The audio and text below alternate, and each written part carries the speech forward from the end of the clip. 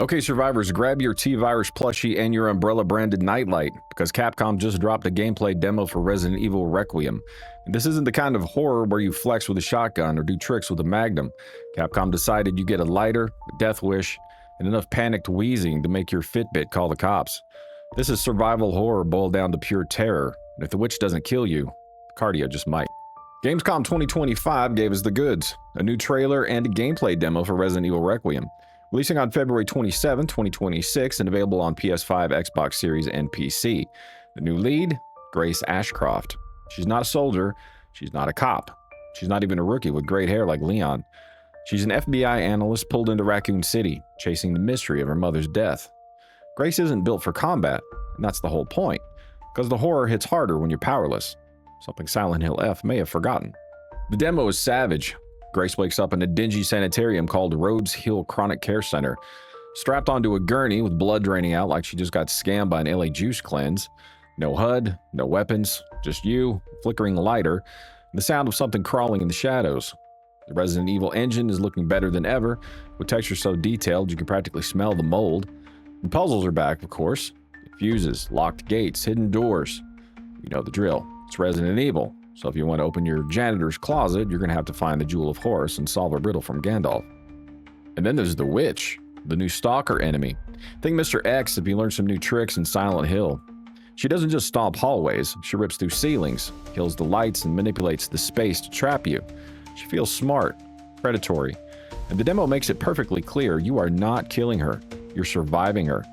Your survival kit? A lighter that shows you the way, but also lures her closer. Bottles to throw and create distractions, nerves of steel. Capcom's also added a wild new feature. You can swap between first person and third person at will, and both perspectives feel fully fleshed out. First person is suffocating, while third person pulls back into classic Resident Evil territory.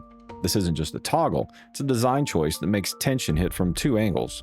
Capcom's message here is loud and clear. Resident Evil Requiem is survival horror. Grace isn't blasting through hordes. She's terrified, unprepared, and forced to rely on wit instead of firepower. Light itself is now a weapon and a liability. Do you risk using it to see, or do you hide in the dark, hoping she doesn't hear you? It's not just a mechanic, it's psychological warfare.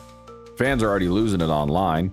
One commenter said it best, the glow of her hair in the lighter scene was more terrifying than any boss fight in Village. And they're right, the game is flexing atmosphere over spectacle. It seems to be working.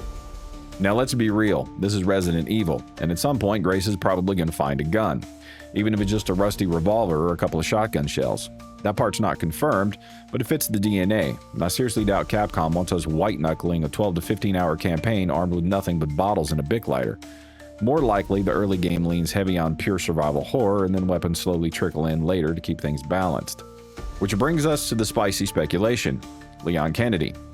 No, Capcom hasn't confirmed anything. In fact, they've gone out of their way to say his action hero vibe doesn't fit the darker tone here. But they also haven't slammed the door shut. The timeline lines up, and fan theories are already flying. It's not hard to imagine Capcom pulling the trigger on a cameo. Maybe Leon shows up as a mentor figure, maybe it's a late game team-up. Either way, if he walks on screen, fans are going to lose their minds. And what about the other familiar faces? Chris, Jill, still nothing official. But if Requiem is leaning this hard into Raccoon City's legacy, you can bet Capcom's keeping a few cards up their sleeve. So the real question, is this opening sequence just a taste of Grace's vulnerability, or is the whole game designed around being hunted and helpless? Will we get chapters that switch tone like House Beneviento?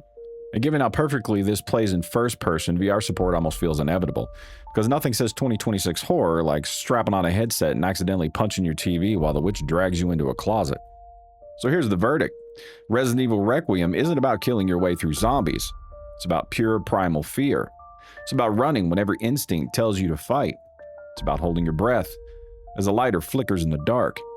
Capcom just reminded us that Resident Evil isn't defined by its action, it's defined by its horror. And this might be the most terrifying entry since the original game scared an entire generation of PlayStation kids back in '96. So what do you guys think? Are you hyped for a powerless protagonist? Do you want weapons later in the game? Or do you think it should stay stripped down and brutal? And if Leon shows up, are you all in? Or do you want Capcom to keep it fresh? Drop your theories in the comments, hit that like button. I'll be lurking around and watching. Till next time, God bless, be safe, I'll see you guys in the dark.